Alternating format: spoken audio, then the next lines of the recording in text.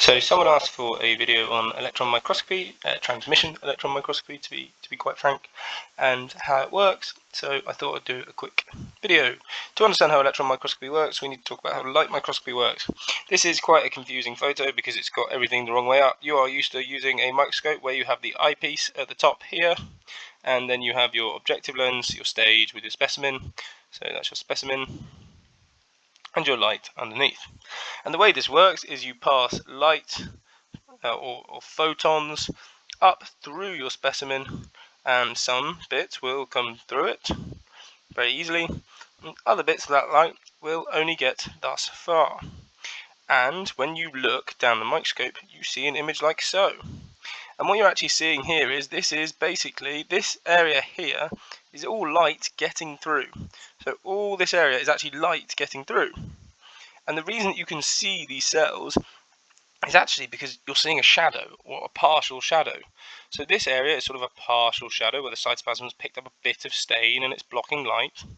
And this area here where the nucleus is basically a full shadow, where you are blocking all the light coming. And that image is actually a formation of that.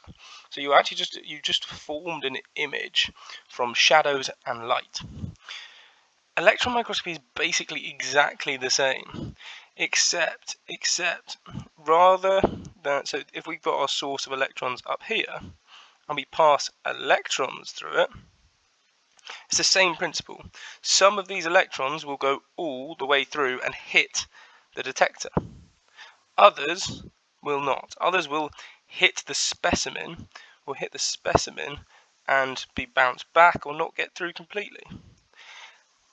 And because we don't have a electron detector in our body, we have to use an experimental one, or a scientific one, or an electric one.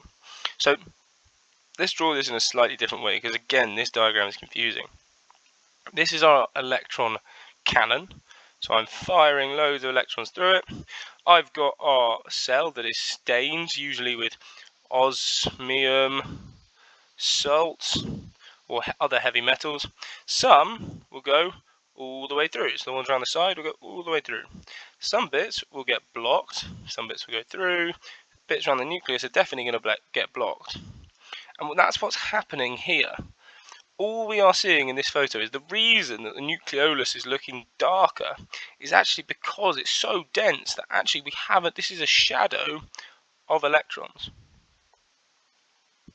So electrons aren't getting through and the detector is picking that up, and the same around here, whereas here electrons get through.